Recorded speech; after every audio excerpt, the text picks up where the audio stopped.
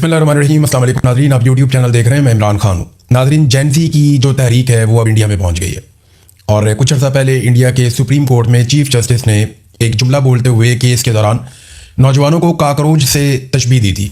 और उसके बाद अभिजीत दीपिकी नामी एक नौजवान है जो इंडिया से बाहर रहता था, तो अभिजीत ने फौरी तौर पर एक पोलिटिकल पार्टी कायम कर दी, काकरोच जनता पार्टी। वैसे तो तंज में ये बात की थी chief justice of supreme court of India ने, लेकिन उसके बाद नौजवानों ने इसको सीरियस ले लिया और उन्होंने अपनी एक पॉलिटिकल पार्टी बना दी, काकरोच जनता पार्टी। सोशल मीडिया के ऊपर भूचाल आ गया। इन्होंने आवाज़ उठाना शुरू की इंडिया के निज़ाम तालीम के ऊपर और ये बार बार एक ही बात कर रहे थे कि इसके अंदर इस्लाहात लाई जाएँ, इसको बेहतर किया जाए।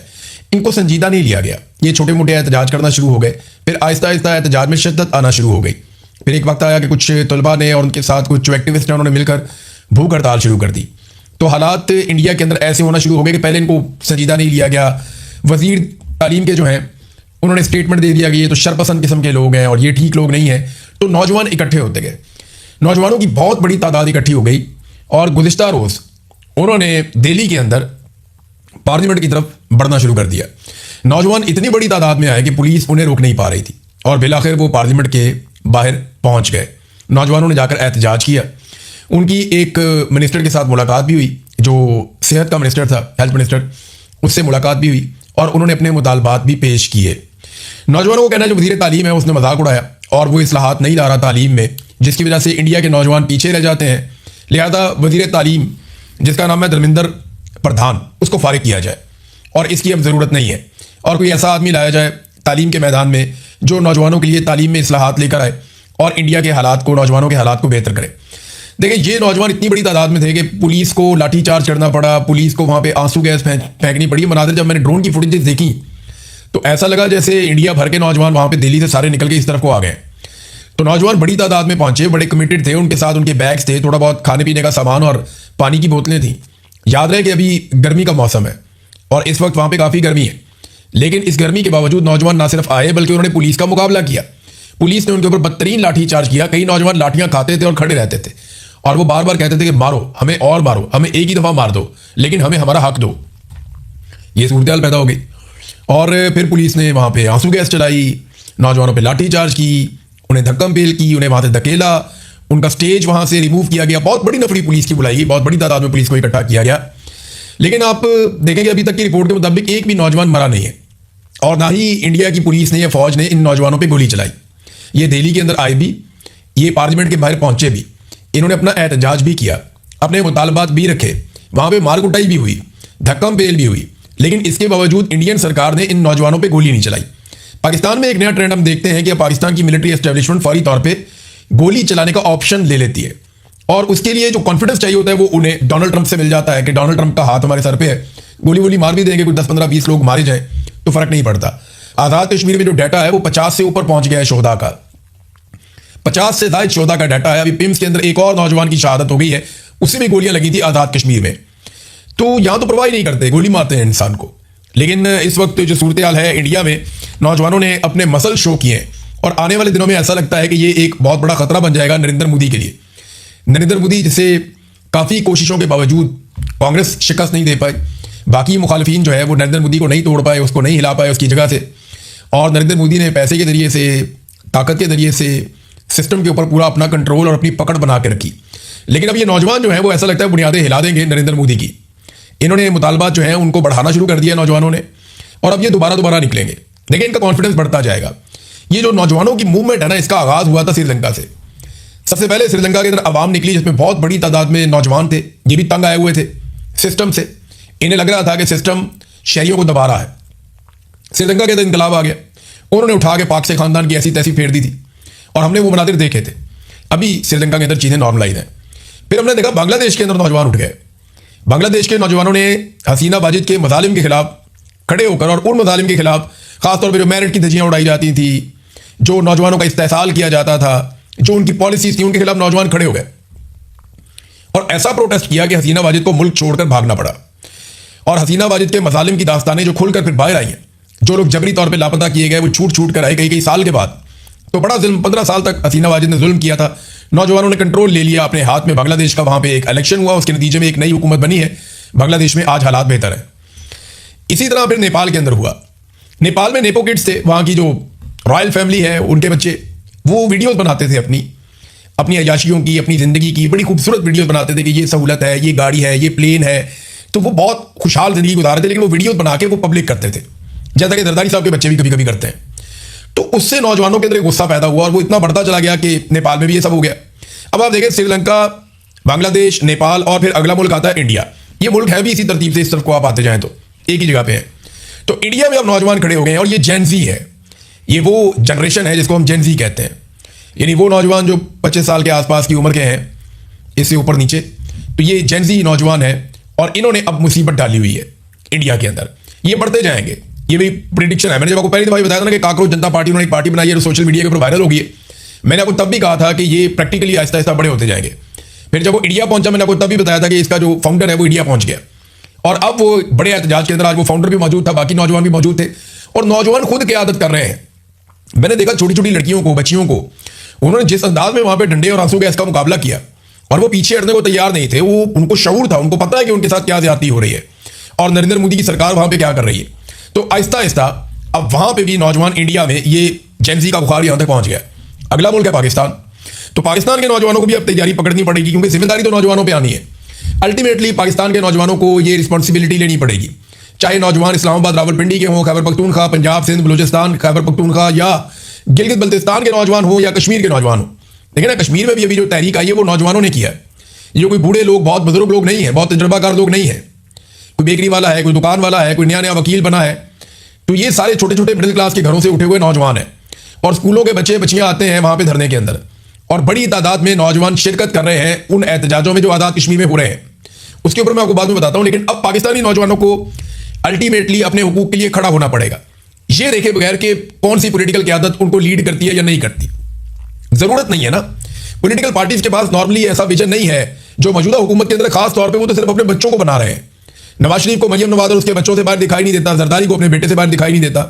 ख्वाहिश तो देखो ना, उसने कभी इस ख्वाहिश का इजहार नहीं किया कि मैं चाहता हूं कि पाकिस्तान का नौजवान इक्तदार में हिस्सेदार बने। नहीं, वो कहता मेरी ख्वाहिश है कि मेरी जिंदगी में मेरा बेटा वज़ीर आज़म बन जाए एक दफा। आप देखें ना उनकी ख्वाहिशात कैसी हैं, वो अपनी फैमिली से बाहर जाती ही नहीं है। तो नौजवानों को पाकिस्तान में तालीमी इस्लाहात के लिए, नौकरी के एक जैसे मौके के लिए, बुनियादी इंसानी हकूक़ की फराहमी के लिए, नाइंसाफ़ी के खात्मे के लिए, जो अकरबा परवरी होती है यहाँ पे अपने ही लोगों को रेवड़ियाँ बांटी जाती हैं उसके खिलाफ, और नौजवानों के मैंडेट का एहतराम कि नौजवान जो बात करते हैं, जिसको वोट डालते हैं, वहाँ पे वो मैंडेट उसको मिलना चाहिए। खेलों के मौके, सेहत के मौके, ये उन्हें मिलने चाहिए। इन मामला के अंदर इस्लाहात होनी चाहिए। फिर मेरिट का क़याम होना चाहिए पाकिस्तान में, निज़ाम इंसाफ होना चाहिए और शफाफ होना चाहिए, आज़ादी इज़हार राय होनी चाहिए। इंटरनेट बार बार पाकिस्तान में बंद कर देते हैं, मोबाइल फ़ोन बंद कर देते हैं, ये सिलसिले पाकिस्तान में बंद होने चाहिए। करप्शन, रिश्वत, सिफारिश, इन सारी चीज़ों के खिलाफ पाकिस्तानियों को आज नहीं तो कल उठना पड़ेगा और ये जिम्मेदारी पाकिस्तान के नौजवानों को अपने हाथ में लेनी पड़ेगी। क्योंकि श्रीलंका से लेकर बांग्लादेश तक, बांग्लादेश से नेपाल और नेपाल से इंडिया और इंडिया से अब ये कश्मीर, आज़ाद कश्मीर में भी है और फिर ये पाकिस्तान के अंदर अल्टीमेटली नौजवानों को ये जिम्मेदारी लेनी पड़ेगी। तो नौजवान अपने आप को ज़हनी तौर पे तैयार करें। मेरी गुजारिश है तमाम नौजवानों से कि अपने आप को आप ज़हनी तौर पे तैयार करें और तैयार रहें उस वक्त के लिए जिस वक्त कौम को उठना पड़ेगा, नौजवानों को उठना पड़ेगा इस सारे जुल्म और ज़्यादती के खिलाफ, ये खानदानी निज़ाम के खिलाफ, ये चंद खानदानों की गुलामी के खिलाफ आपको उठना पड़ेगा। मिलिट्री एस्टेब्लिशमेंट के पाकिस्तान पे कब्जे के खिलाफ आपको उठना पड़ेगा। एक वक्त आएगा, अपने आप को ज़हनी तौर पे आप तैयार रखें। जब वो वक्त आएगा तो साथ मिलकर निकलें तो अल्लाह ताला आपको कामयाबी देगा। नाज़रीन, बिलावल ने कश्मीर के अंदर एक बात की है, ज़रा वो बात आपके सामने में पहले रख देता हूँ। स्टेटमेंट बहुत इंटरेस्टिंग है। उन्होंने कहा जी वफाकी वज़रा के गैर जिम्मेदाराना बयानात से आज़ाद कश्मीर का मामला पेचीदा हो रहा है। देखें, आज़ाद कश्मीर में हुकूमत किसकी है? बिलावल की है। आज़ाद कश्मीर में इतनी सारी फोर्सेस किसने बुलाई? जिन्होंने गोली चलाई, बिलावल ने बुलाई, बिलावल की पार्टी ने बुलाई और गोली भी चलवाई। जो लोग हैं जॉइंट अवामी एक्शन कमेटी के, उन्हें कलअदम किसने करार दिया? बिलावल ने और उसकी पार्टी ने किया। और कलअदम करार देने के बाद उनके सरों के ऊपर इनाम किसने रखा? बिलावल ने और उसकी पार्टी ने रखा। तो ये जितना कुछ भी किया पाकिस्तान पीपल्स पार्टी की हुकूमत ने किया। ये सारा बहरान पाकिस्तान पीपल्स पार्टी की, आज़ाद कश्मीर की हुकूमत ने किया है। अब आज़ाद कश्मीर की हुकूमत अलग है, पाकिस्तान की हुकूमत अलग है। बेशक ये एक दूसरे पे इन्हिसार करते हैं, लेकिन है तो अलग, दो एंटिटीज है आइन के मुताबिक, पाकिस्तान का या आज़ाद कश्मीर का। तो बिलावल जो कुछ आज़ाद कश्मीर में बिलावल की हुकूमत कर रही है, वो उसके लिए पाकिस्तान की हुकूमत को जिम्मेदार कैसे ठहरा सकते हैं? ये है मेरा सादा सवाल। तो बिलावल अपोजिशन बनने की या बनने का दिखावा करने की कोशिश करते हैं, जो इंतहाई गैर जरूरी है। और नौजवान इस बहकावे में आएंगे नहीं, वो इसमें फंसेंगे नहीं। हाँ, मुज़ाकरात इस वक्त हो रहे हैं आज़ाद कश्मीर में और उसकी ड्राफ्टिंग जारी है। मुज़ाकरात की इस वक्त की सिचुएशन जो है वो मैं आपको बता देता हूं, थोड़ी देर पहले मैंने इंफॉर्मेशन गैदरिंग की है। डेडलॉक है सीटों के मामले पे और वहां आकर फंस गए हैं सारे। एस्टेब्लिशमेंट ये चाहती है कि अगर सीटें कम की जाएं तो जितनी सीटें कम की जाएं उनके पास पूरा इख्तियार होना चाहिए वोट डालने का, वजीर आजम को चुनने का या वजीर आजम को निकालने का, हुकूमत को बनाने और गिराने का इख्तियार ये जो महाजरीन की नशिस्तें हैं इनके पास होना चाहिए। चाहे कम भी कर दी जाए, इनका इख्तियार रहना चाहिए। लेकिन जो ज्वाइंट अवामी एक्शन कमेटी के लोग कहते हैं ठीक है जी अब 4 करें 6 करें, लेकिन इख्तियार नहीं होना चाहिए। ना ये हुकूमत बनाएंगे ना ये हुकूमत गिराएंगे। हुकूमत बनाने और गिराने का इख्तियार आज़ाद कश्मीर के अवाम के पास होना चाहिए, क्योंकि वो आज़ाद कश्मीर की हुकूमत है और आज़ाद कश्मीर के अवाम जिसको वोट डालेंगे वही हुकूमत बनाएगा, वही हुकूमत गिराएगा। अब क्योंकि ये मकबूजा कश्मीर के मुहाजिरीन हैं तो ये मकबूजा कश्मीर की हुकूमत बनाने या गिराने में रोल प्ले करें तो एक अलग बात है, लेकिन आज़ाद कश्मीर की हुकूमत गिराने और बनाने में रोल प्ले ना करें, उनका मौके भी एक तरह से ठीक दिखाई देता है। हुकूमत का अपना मौके है, हुकूमत नहीं एस्टेब्लिशमेंट का। तो ये मुलाकात यहां पे आगे तातुल का शिकार है। इसमें धोखा भी हो सकता है, याद रखिएगा एंड टाइम पे। और ये सिस्टम कोशिश कर सकता है कि इसको प्रलॉन्ग करे, इस चीज को, यानी 22, 23, 24 तक निकलवा लें, 25 को कंपेन खत्म करके 27 को एक इलेक्शन करवा दें जबरदस्ती कर्फ्यू वाले माहौल में, और कुछ सीटें पीपल्स पार्टी को दे दें, कुछ पीएमएलएन को दे दें, कुछ आईपीपी को दे दें, कुछ मुस्लिम कॉन्फ्रेंस, एक मतंजन सा बना के एक ऐसी हुकूमत बनाई जाए जो बैसाखियों के ऊपर खड़ी हो, जो अकेले हुकूमत कर ना सके। पीएमएलएन को बाहर से कुछ सीटें मिल जाए, कुछ अंदर से मिल जाए, पीपल्स पार्टी को कुछ अंदर से मिल जाए, मुस्लिम कॉन्फ्रेंस को थोड़ा बहुत हिस्सा दे दें और आईपीपी को कुछ ना कुछ इधर उधर से पूरा करवा के, जैसे गिलगित बल्तिस्तान में किया, तो एक मतंजन किस्म की हुकूमत बना दें। अब एक राय यह है कि पाकिस्तान तहरीक इंसाफ और ज्वाइंट अवामी एक्शन कमेटी को इलेक्शन जरूर लड़ना चाहिए, और मेरे ख्याल में इनको इलेक्शन लड़ने के लिए 48 घंटे से ज्यादा का टाइम नहीं चाहिए।